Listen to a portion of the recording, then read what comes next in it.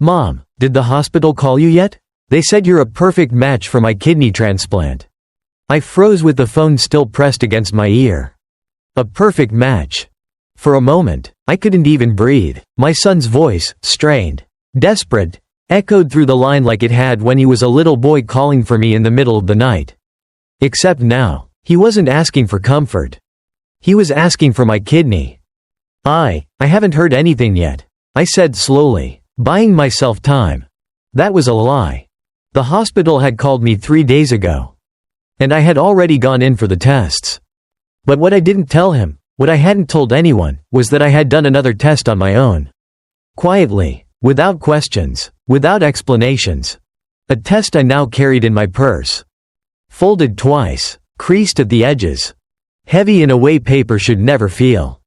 "I need you, Mom," he continued, his voice breaking now. "The doctors said if I don't get a transplant soon, I don't have much time." I closed my eyes. For 68 years, I had lived a life built on routine, sacrifice, and quiet devotion. I raised my son alone after his father passed. I worked double shifts at a diner off Route 9, saved every dollar, skipped every luxury. Everything I had, every ounce of strength, every late night, every prayer, went into him. And now, he was dying. "Please," he whispered, "you're my only chance. Only chance." That's what everyone had been saying.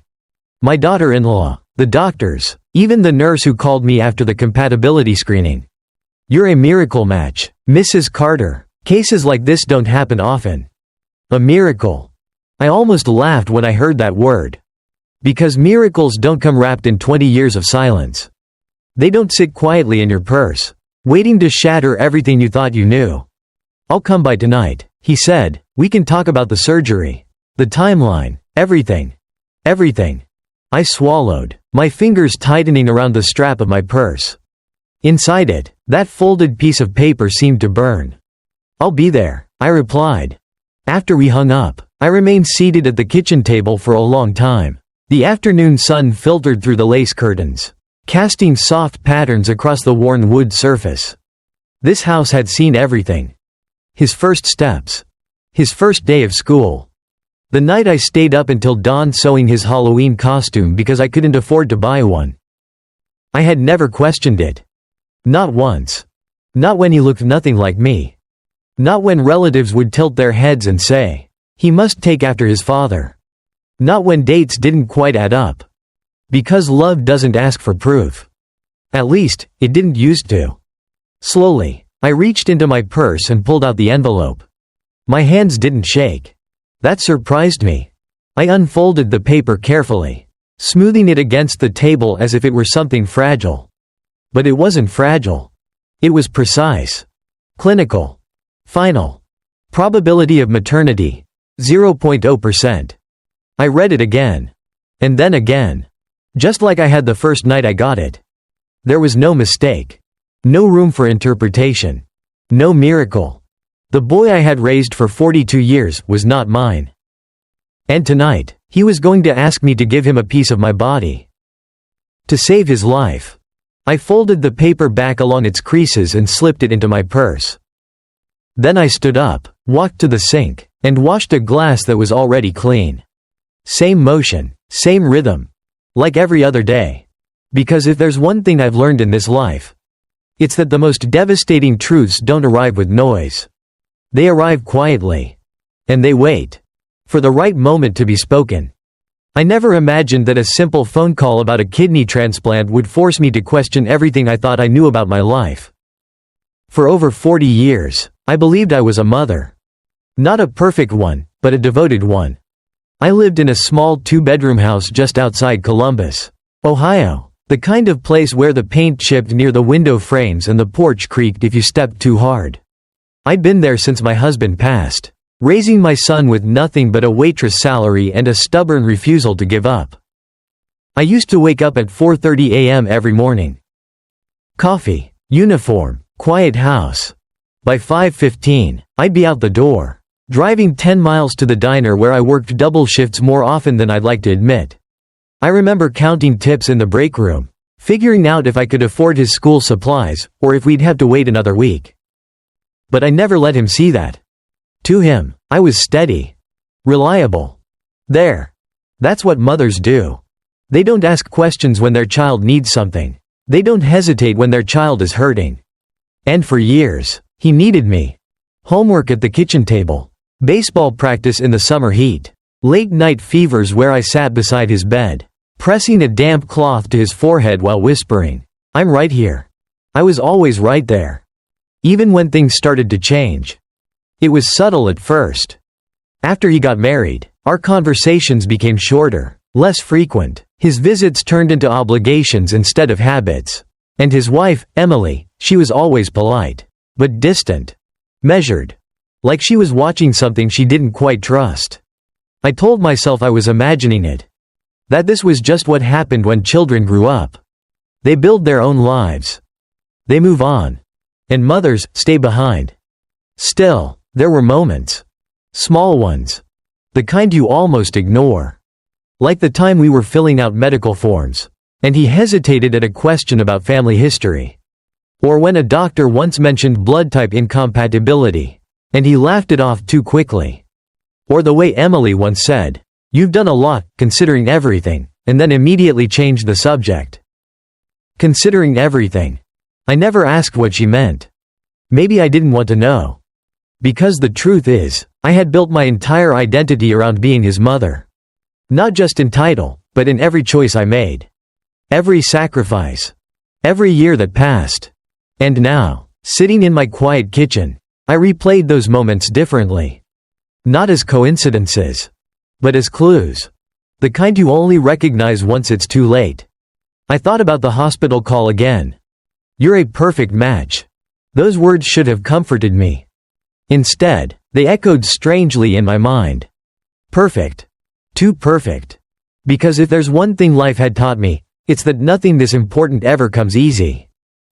I stood by the window, watching the late afternoon sun stretch across the yard. The same yard where he used to play as a boy. Running barefoot, laughing, calling out, "Mom, watch this." I always watched. I never looked away. And yet, somehow, I missed the one truth that mattered most. Tonight, I would see him. He would look at me the way he always had, like I was his mother. And for the first time in my life, I didn't know if I still was. The house felt different that evening. Not because anything had changed. But because I had.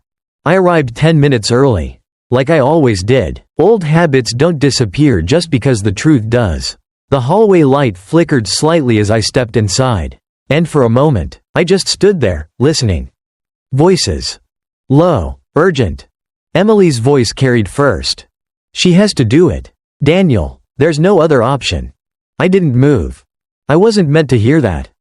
Then his voice, my son's voice, tight. Strained, but not weak. "She will. She has to. She's my mother." I felt something settle inside my chest. Not break. Not shatter. Just settle. Like a piece falling into place where it should have been all along. I stepped forward then, making enough noise for them to hear me. The conversation stopped immediately. By the time I reached the living room, they were both smiling. Too quickly. Too neatly. "Mom," Daniel said, standing up, "you're early." "I didn't want to keep you waiting," I replied. That part, at least, was still true. Emily offered me a polite smile. The kind that never quite reached her eyes. "Can I get you something? Tea? Coffee?" "No, thank you." I sat down on the edge of the couch, placing my purse carefully beside me. My hand rested on it for just a second longer than necessary. They noticed. Of course they did. Daniel sat across from me, leaning forward, elbows on his knees. He looked thinner than the last time I saw him. Paler, too. Illness had a way of stripping people down to something more honest. Or maybe, more desperate. The doctors explained everything. He began, the procedure, the recovery, the risks. I nodded. I listened. "They said you're a perfect match," Emily added quickly, as if reinforcing something fragile. Perfect match. There it was again. "Yes," I said quietly. "That's what they told me." Daniel exhaled, relief washing over his face too fast to be anything but rehearsed. "Then we can move forward." They want to schedule the surgery as soon as possible. We. Not me. Not you. We. I watched him for a moment. The way his fingers tapped against his knee. The way he avoided holding my gaze for too long. The way Emily's hand rested lightly on his shoulder, not comforting, but steadying. Guiding. You understand what this means, right? He continued. Without the transplant? He didn't finish the sentence. He didn't have to. I understand, I said. And I did. Just not in the way he thought. There was a pause. A small one. But heavy enough to shift the air in the room. Then Emily spoke again, softer this time. We know it's a lot to ask. But this is what family does. Family. The word lingered between us. I looked at her. Really looked this time. At the careful way she chose her words. At the tension in her jaw. At the flicker of something behind her eyes, fear. Maybe. Or calculation. She knew something. Not everything. But enough. I've been thinking about that, I said slowly. About what family does. Daniel leaned forward again. Mom? I reached for my purse. Just slightly. Not opening it. Not yet. But enough to feel the edge of the folded paper inside. I need to ask you something first, I continued. My voice didn't shake. That surprised me. What is it? He asked. I met his eyes. For a moment, I saw the little boy he used to be. The one who called for me in the dark. The one I would have given anything for. And then it was gone. Replaced by a man who believed I owed him something. Something that lived inside my body. Are you absolutely sure, I asked quietly, that I'm the only person who can help you? The question hung in the air. Simple. Direct. But it changed everything. Because for the first time that night, I wasn't answering. I was beginning to ask. The next morning, I didn't go back to the hospital. Instead, I drove somewhere else. The lab sat on the corner of a quiet street, tucked between a pharmacy and a dry cleaner. It wasn't a place you noticed unless you were looking for it. No large signs, no crowds, just a glass door and a small plaque that read, Genetic Testing Services. I sat in my car for a long minute before stepping out. Not because I was afraid, but because, deep down, I already knew. Inside, the air smelled faintly of antiseptic and paper. A young receptionist greeted me with a practiced smile. The kind that didn't ask questions. I'm here to pick up my results, I said. She nodded, typed something into her computer, and disappeared into the back. When she returned, she handed me a sealed envelope. Everything you need is inside, she said gently. Everything. I almost asked her if she had any idea what that word meant. But I didn't. Instead, I thanked her, turned around, and walked back to my car. I didn't open the envelope right away. I placed it on the passenger seat and just looked at it. 42 years. That's how long I had been a mother. Or at least, believed I was. I thought about the day Daniel was born. The hospital room, the soft beeping of machines. The way the nurse placed him in my arms and said, "He's perfect." I had believed her. I remembered his tiny fingers wrapping around mine. The first time he said, "Mom." The nights I stayed awake when he had a fever. The mornings I packed his lunch, even when there wasn't much to pack. Those memories didn't feel like lies. They felt real. They felt earned. And yet, something had always been just slightly out of place. I see that now. Not then. Back then, I ignored it. Because love makes excuses that logic never would. I finally opened the envelope. The paper inside was crisp, clean, precise. No emotion. No hesitation. Just facts. Probability of maternity, 0.0%. I didn't gasp. I didn't cry. I just read it. Once. Twice. 3 times. As if the words might rearrange themselves into something kinder. But they didn't. They stayed exactly the same. Clear. Final. Unforgiving. I leaned back in the driver's seat and stared out through the windshield. Cars passed by. People walked on the sidewalk. Life continued. As if nothing had changed. But everything had. I thought about my husband. About the years before he died. The late nights he said he was working. The distance that slowly crept into our marriage. The questions I never asked. Because I trusted him. Because I trusted us. Maybe that was my mistake. Or maybe it was simply the truth catching up. I folded the paper carefully and placed it back into the envelope. Then into my purse. I didn't rush. There was no need to. The answer wasn't going anywhere. And neither was I. Not yet. Because now, I wasn't just a mother being asked to save her son. I was a woman who had just discovered that the life she built was never what it seemed. And somewhere between those two truths, I knew exactly what I needed to do next. Looking back now, I realize the signs had always been there. Not loud, not obvious. Just quiet inconsistencies I chose to ignore. I remember the first time a doctor mentioned it. Daniel was about 12, sitting on the examination table with his legs swinging, complaining about a sore throat. The doctor glanced at the chart, then at me, then back at him. "Strange," he muttered. "That's not a blood type combination we usually see between parent and child." I laughed it off. "He must take after his father," I said quickly.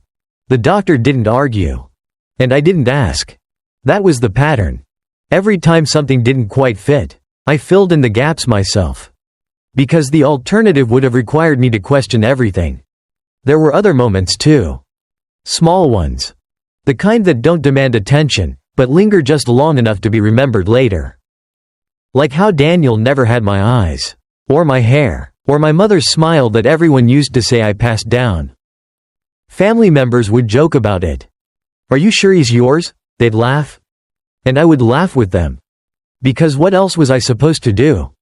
Because the truth, whatever it was, felt too heavy to hold. Then there was my husband. Toward the end, before he passed, something had changed in him. He grew distant. Quiet in a way that wasn't peaceful. More like careful. There were nights he came home late, offering simple explanations I never questioned. Work. Traffic. Meetings. I accepted all of it. Because trusting him was easier than doubting him. And because I believed in the life we had built together. Or at least, the version of it I was allowed to see. After he died, I never went through his things right away. Grief has a way of freezing time. You leave things untouched, as if moving them might erase what little remains. It wasn't until years later that I opened the old wooden box he kept in the back of the closet. Inside were documents. Receipts. A few letters. Nothing unusual at first. Until I found one envelope, unsealed, but carefully tucked beneath everything else. It had no name on it. Just a date. 42 years ago. I remember sitting on the edge of the bed, turning it over in my hands, debating whether I should open it. In the end, I didn't. I told myself it didn't matter. That whatever was inside belonged to a past that no longer existed. So I put it back, closed the box, and went on with my life. That was my second mistake. The first was never asking questions. The second was avoiding the answers when they were right in front of me. Now, standing in my kitchen with that DNA result sitting quietly in my purse, I can see how all those moments connect. Like pieces of a puzzle I refused to complete. Because completing it would have meant facing something I wasn't ready to understand. But now, I don't have that choice anymore. Because the boy I raised is asking for my kidney. And the man I trusted may have left behind more than just memories. He may have left behind the truth. And this time, I intend to find it. I didn't confront him. Not that night. Not the next day either. Instead, I did something I hadn't done in years. I asked for help. His name was Richard Hale. An old friend of my husband's, though friend might not be the right word. Richard had been the one who handled our taxes, our insurance, and later, parts of my husband's estate after he passed. Quiet man, careful with words, the kind of person who noticed more than he said. I hadn't spoken to him in over a decade. But when I called, he recognized my voice immediately. "Mrs. Carter," he said, almost gently, "it's been a long time." "Yes," I replied, "it has." There was a pause. Not awkward. Just measured. "What can I do for you?" I didn't explain everything. Not over the phone. "I found something," I said, "among my husband's things, and I think I need someone to look at it with me." Another pause. Longer this time. "I can come by this afternoon," he said. And he did. Right on time. Just like always. We sat at the same kitchen table where I had raised Daniel. Where I had packed lunches, paid bills, and celebrated birthdays, the same table that now felt unfamiliar. I placed the envelope in front of him. The one I had never opened. Not until yesterday. Richard didn't touch it right away. He looked at me first. Carefully. As if trying to understand what had already changed. "Are you sure you want to do this now?" he asked. "Yes." My voice didn't waver. Because there was no uncertainty left. Only answers waiting to be acknowledged. He nodded, then opened the envelope. Inside was a single sheet of paper. Typed. Dated. Signed. His eyes moved slowly across the page. Once. Then again. And something in his expression shifted. Not shock. Not surprise. Recognition. That's what it was. "You've seen this before," I said quietly. He exhaled. Set the paper down. And for a moment, he didn't speak. "I was hoping," he said finally, "that you never would." The words landed heavier than anything I had read so far. "What is it?" I asked. But I already knew. Not the details. But the shape of it. The kind of truth that doesn't arrive suddenly, but reveals itself piece by piece until there's nowhere left to look but straight at it. Richard folded his hands on the table. "This was drafted about 6 months before your husband passed," he said. "He asked me to prepare it. Said it was a precaution." A precaution for what? He met my eyes. For a situation he believed might come to light one day. My chest tightened. Not painfully. Just enough to remind me I was still breathing. And what situation was that? Richard hesitated. Not because he didn't know. But because he did. He had reason to believe. He said slowly, that Daniel might not be his biological son. The room didn't spin. Nothing dramatic happened. No sound. No movement. Just silence. The kind that settles in and stays. "I see," I said. And I did. More than I wanted to. More than I had ever prepared for. "There's more," Richard added. Of course there was. There's always more. He slid the paper toward me. "This document outlines certain conditions. Legal ones. In the event that the paternity issue was ever confirmed." I looked down at it. Didn't read it yet. Didn't need to. Because at that moment, one thing became clearer than anything else. The man I trusted with my life had known. All along. And he chose not to tell me. Not while he was alive. Not when it mattered. I leaned back in my chair. Hands resting in my lap. Still. Controlled. Because if there's one thing I've learned, it's that the truth doesn't scream. It waits. And when it finally speaks, it leaves no room for doubt. I didn't react right away. That was the first thing I noticed about myself. No anger, no tears, no questions thrown across the table. Just stillness. Because when something breaks after 42 years, it doesn't shatter loudly. It settles. Quietly. "I need you to explain everything," I said.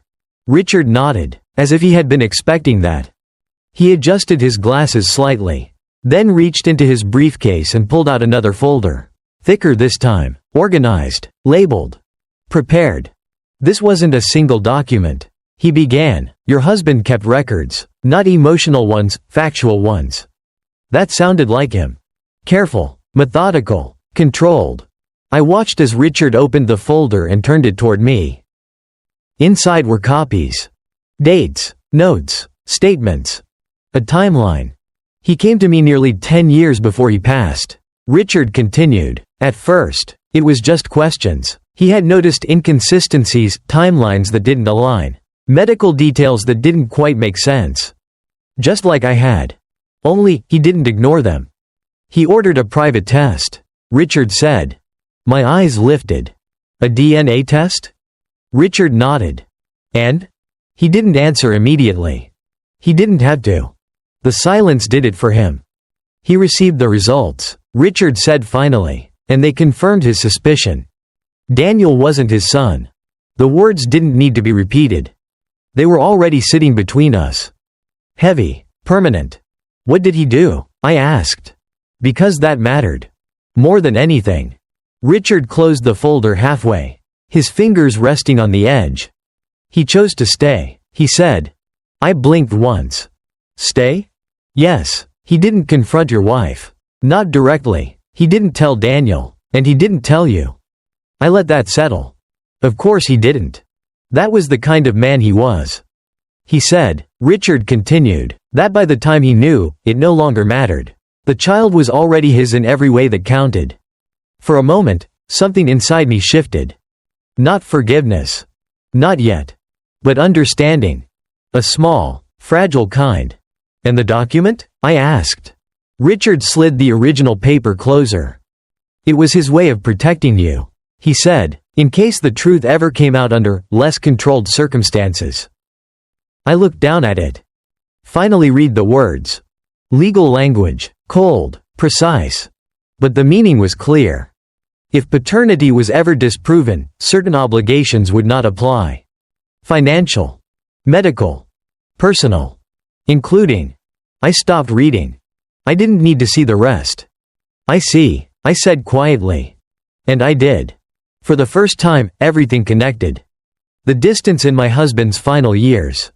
The silence. The careful way he moved around certain conversations. He wasn't hiding from me. He was protecting something. Or someone. Maybe both. And Daniel? I asked. Does he know any of this? Richard shook his head. No. The word echoed in the room. Simple. Final. Then I nodded. Not because I accepted it. But because I understood what it meant. Daniel was asking me for my kidney. Believing I was his mother. Believing I owed him my life. And the truth? The truth was something no one had ever given him. Not his father. Not his mother. Not me. I closed the folder slowly. Carefully. As if the papers inside could still change if I moved too quickly. They all made their choices, I said. Richard didn't respond. He didn't need to. Because now. It was my turn. And for the first time in 42 years. I wasn't choosing as a mother. I was choosing as a woman who finally knew the truth. I didn't tell him the truth. Not yet. That was the first decision I made. Not out of fear. Not out of confusion. But because timing matters. Instead, I did something else. I said yes. When Daniel called the next morning, his voice sounded different, lighter, hopeful in a way I hadn't heard in months. Mom, have you thought about it? He asked. I have, I said. A pause. Short. Tight. And? I looked out the window, watching the early sunlight stretch across the yard. The same yard where he used to run as a boy. The same place where I had believed everything was simple. I'll do it, I said. The relief on the other end of the line was immediate. Overwhelming. Mom, thank you. I don't even know what to say. You don't have to say anything, I replied. And I meant that. Because words weren't what I was listening for anymore. It was actions. Patterns. Truth. By the time I arrived at the hospital later that afternoon, everything had already been set in motion. Appointments. Pre-op evaluations. Consultations. The system moved quickly when there was urgency. And Daniel's condition gave them plenty of that. Emily was there when I walked into the room. She stood up immediately, her expression shifting into something carefully arranged. Grateful. Respectful. Measured. Thank you for coming, she said. This means everything. I nodded. Didn't respond. Because I was watching her now. Really watching. The way she positioned herself slightly between Daniel and me. The way her hand rested on his shoulder, not protective, but controlling. As if she needed to guide the moment. Keep it on track. Daniel smiled when he saw me. Genuine this time. Or at least, closer to it. I knew you would, he said. Of course he did. Because for 42 years. I always had. A nurse entered shortly after. Clipboard in hand, voice efficient and kind. We'll need to run a few more tests before we finalize the transplant schedule," she explained. "Just standard procedure." "Of course," I said. "Standard procedure." I almost found that word ironic. Because nothing about this was standard anymore. Not for me. They led me down a hallway lined with pale walls and soft lighting. The kind designed to make people feel calm. Safe. It didn't work. Not when you were carrying the kind of truth I was. In the examination room, I sat quietly while they prepared the equipment. Blood samples. Vitals. Routine steps. I answered their questions without hesitation. Yes. No. I understand. But my mind wasn't on the procedure. It was on something else. Something much quieter. Much sharper. Because while they believed I was preparing to give something away, I was doing the opposite. I was taking something back. Control. Clarity. Truth. And I needed to see how far this would go. How far they would go. Before I said a single word. Later, as I walked back toward Daniel's room, I slowed near the corner of the hallway. Voices. Again. Familiar. Emily's. "We're almost there. Once the surgery's approved, everything will settle." "And if she changes her mind?" Daniel asked. "She won't," Emily said quickly. "She can't. Not now. Not now." I stood there for a moment. Listening. Not reacting. Because this was exactly what I needed. Not their words. Their certainty. I turned the corner then, stepping into view as if I had heard nothing. As if I was still exactly who they believed me to be. His mother. Willing. Obligated. Predictable. And maybe, for one more day, I would be. Because sometimes, the strongest move isn't revealing the truth. It's letting others believe their version of it. Until the moment it breaks them. I didn't rush. That was important. Because rushing is what people do when they're afraid of what they might find. I wasn't afraid anymore. I was precise. The next 2 days passed quietly on the surface. Hospital calls, appointment confirmations, a steady stream of messages from Daniel asking how I was feeling. If I needed anything, if I had questions about the procedure. I answered all of them. Short. Calm. Predictable. Yes, I'm fine, I understand. Because the less I said, the more they revealed. And they didn't realize it. That was the advantage of being underestimated. People stop hiding when they think you're not looking. That morning, I made another call. Not to the hospital. Not to Daniel. To the bank. "I'd like to review all accounts connected to my late husband," I said, "and update authorization access." The woman on the line hesitated for a second. "Of course, Mrs. Carter, we can schedule an appointment. I'll come in today." There was no resistance after that. Just quiet compliance. The bank hadn't changed much. Same polished floors, same neutral colors, same artificial calm that made everything feel controlled. Contained. I sat across from a young advisor who couldn't have been older than 30. He smiled politely, unaware that he was about to step into something far more complicated than numbers. "I understand you'd like to review your account structure?" he asked. "Yes." I slid the documents Richard had given me across the desk. His smile faded, just slightly, as he scanned the first page. Then the second. Then the third. "I see," he said carefully. "These override standard access permissions." "Yes," I replied. He looked up at me. Really looked this time. Not as a client. But as someone holding authority. "Would you like to proceed with the changes?" he asked. I would. No hesitation. No explanation. Because I didn't need one. For years, I had let decisions move around me. Let others take the lead. Let life unfold without interference. Not anymore. Within an hour, everything was adjusted. Access restricted. Signatures updated. Control clarified. No one would be making decisions on my behalf again. Not without my consent. When I left the bank, the air felt different. Not lighter. Just clearer. Like something had shifted into place. That afternoon, I stopped by the hospital again. Unannounced. I didn't go straight to Daniel's room. Instead, I spoke with the transplant coordinator. A quiet woman with sharp eyes and a steady voice. "I have a few questions about the procedure," I said. "Of course," she replied. We sat down in her office, and she explained everything again. Risks, recovery, outcomes. But I wasn't listening for information. I was listening for something else. "What happens?" I asked, "if the donor decides not to proceed?" She didn't seem surprised.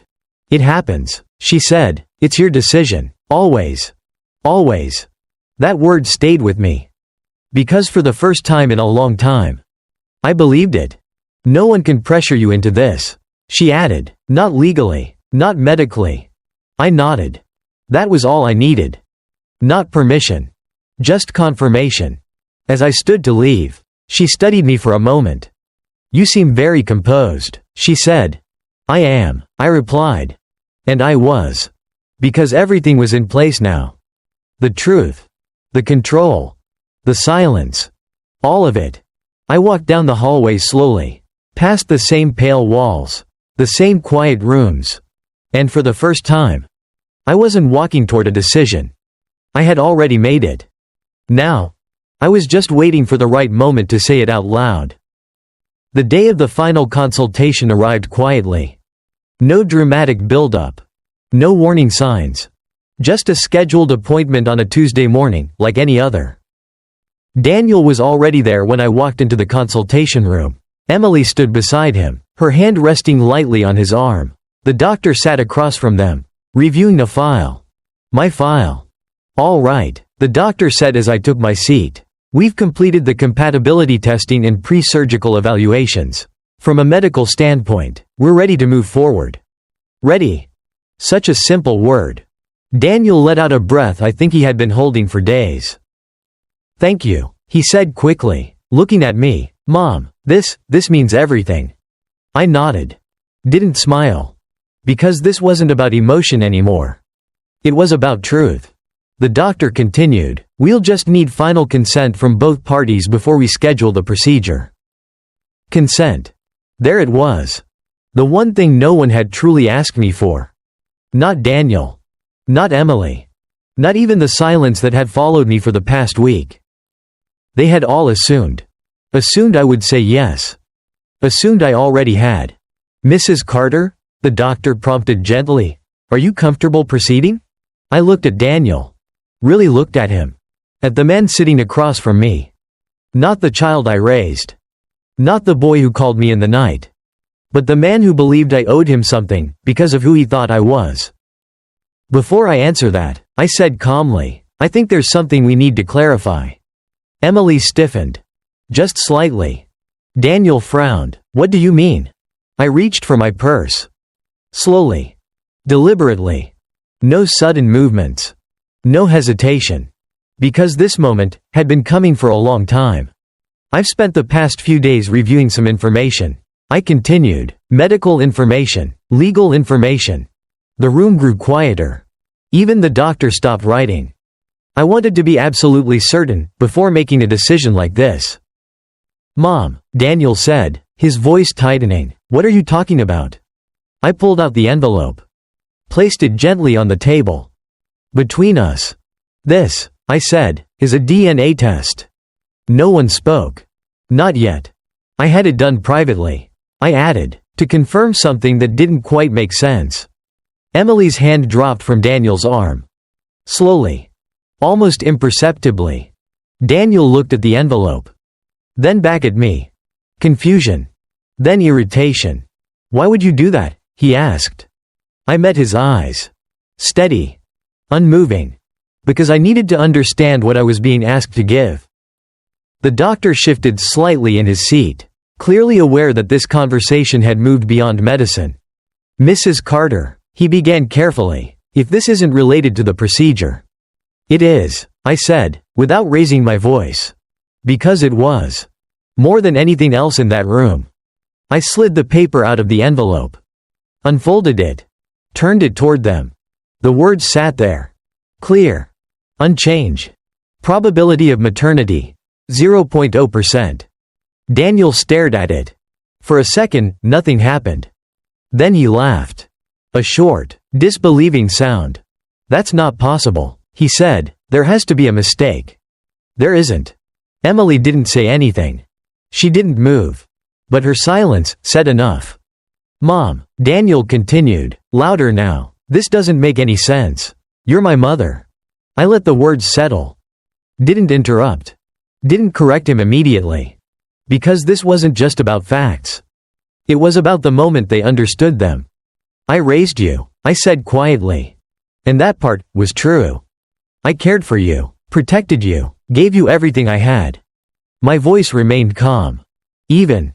But biologically, I paused, just long enough. I am not your mother. The room went still. Not tense. Not chaotic. Just still. As if everything had paused to let the truth exist. Daniel shook his head, pushing the paper away slightly.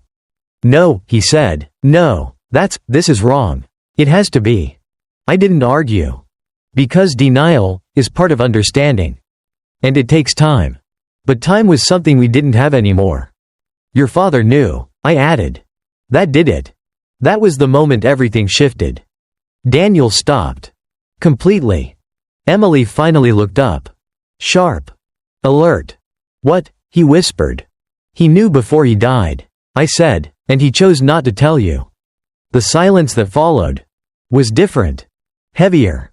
Because now, it wasn't just about me. It was about everything. Every memory. Every belief. Every truth he thought he stood on. I'm sorry, I said. And I meant it. Not for the decision. But for the reality. I can't give you my kidney. I continued. Not cold. Not cruel. Just final. Because the reason you believe I should. I looked at him one last time. Was never true. The room didn't explode the way I thought it might. No shouting. No dramatic confrontation. Just silence. The kind that presses against your ears until you can hear your own breathing. Daniel didn't look at me anymore. He was staring at the paper. That single sheet. As if, by looking at it long enough, he could force it to change. This isn't real, he said finally, his voice lower now, not angry, not loud, just unsteady. It is, I replied. And I didn't add anything else. Because the truth doesn't need decoration. Emily was the first to move. She stepped forward slightly, her voice controlled, careful. Daniel, we don't know how accurate the test is. She said, there are errors, false results, we should. It's accurate. I didn't raise my voice. But it stopped her. I had it verified, I added, twice. That was when Daniel looked up again. Not at me. Through me. Like he was trying to find something familiar in a place that no longer existed. You're lying, he said. Not as an accusation. As a last attempt to hold on to something. I'm not. Another silence. Longer this time. More fragile. Then he laughed again, but there was nothing behind it. No, he said, shaking his head. No, you don't get to do this. Not now. Not when I need you. There it was. Need. Not love. Not connection. Need. I understand that, I said. And I did. More than he realized. But this isn't something I'm doing to you. His expression hardened. Then what is it? He demanded. I held his gaze. Steady. This is something that was already done, I said, a long time ago. He didn't respond. Because there was nothing to argue with. Only something to accept. Or reject. Emily stepped in again, this time less composed. So what? She said. What does that change? You raised him. You are his mother in every way that matters. I looked at her. Calmly. And if that's true, I asked, then why wasn't the truth ever told? She opened her mouth. Then closed it. Because that question didn't have a clean answer. Daniel stood up abruptly, pushing his chair back. This is insane, he said. All of this. I don't care about some piece of paper. You're my mother. That doesn't just disappear. I nodded. You're right, I said. And for a second, something in his eyes softened. But only for a second. Raising you doesn't disappear, I continued. The years don't disappear. The care doesn't disappear. I paused. Because this part mattered. But biology does, I said quietly, And that's what you based your expectation on. His face changed. Subtly. But enough. Because he understood. Maybe not everything. But enough. I didn't ask for this. He said. No, I replied. You didn't. Neither did I. But I didn't say that. Because this wasn't about fairness anymore. It was about truth. And what we do with it. The doctor cleared his throat softly. Uncomfortable but present. We should probably reschedule this discussion, he said carefully. Give everyone time to process. There's nothing to reschedule, I said. Not sharply. Just clearly. Because I had already made my decision. Daniel looked at me again. This time, not as a son. Not even as someone asking for help. But as a man standing in front of something he couldn't control. So that's it? He asked. I picked up my purse. Held it lightly in my hand. That's it, I said. And then, after a brief pause, I added. I'm sorry. Not for the truth. Not for the decision. But for the life that had just changed shape in front of him. Because sometimes, the hardest part isn't losing something. It's realizing it was never what you thought it was. I didn't go back to the hospital the next day. Or the day after that. There was nothing left for me there. No decision to reconsider. No explanation to repeat. Just a room where the truth had already been spoken and couldn't be taken back. Instead, I went home. The house felt the same. Quiet, still, familiar in all the ways that used to comfort me. I placed my purse on the kitchen table and stood there for a moment. Looking around, the curtains moved slightly with the afternoon breeze. The clock ticked softly on the wall. Nothing had changed. And yet, everything had. For 42 years, this house had been built around a role. Mother. Every corner of it held that identity. The small scratch on the doorway from when Daniel rode his bike indoors. The faded mark on the counter where I used to set his lunchbox every morning. Proof of a life I had lived. Not a lie. But not the truth I thought it was either. I walked to the cabinet and took out a single glass. Filled it with water. Took a sip. Simple things. They ground you when everything else shifts. The phone rang sometime later. I didn't rush to answer it. When I finally did, I already knew who it was. Mom. His voice. Different now. Quieter. Not desperate this time. Just uncertain. I didn't correct him. Not yet. I've been thinking, he said, about what you said, about the test. I leaned against the counter, letting the silence settle between his words. I don't know what to believe, he admitted. That's understandable, I replied. And it was. Because the kind of truth he was facing doesn't fit neatly into anything. It doesn't replace what was there before. It just sits beside it. I keep going back to the same thing. He continued, you're still the one who raised me. There it was again. Not as an argument this time. But as something he was trying to hold on to. I said. And I didn't take that away from him. Because I wouldn't. Those years belonged to both of us. They mattered. Even now. Does that mean anything? He asked. The question wasn't about biology. Or the surgery. It was about something much quieter. Something harder to define. I thought about it. Not quickly. Not emotionally. Just honestly. It means everything about the past, I said. And nothing about the decision I made. He didn't respond right away. I could hear him breathing on the other end. Trying to understand that line. Trying to stand in both truths at once. I'm not asking you to see me differently. I continued, I'm asking you to understand that I have to see myself differently now. That was the part no one had considered. Not Daniel. Not Emily. Not even me, until it was too late to ignore. I don't hate you, I added. Because I didn't. And he needed to hear that.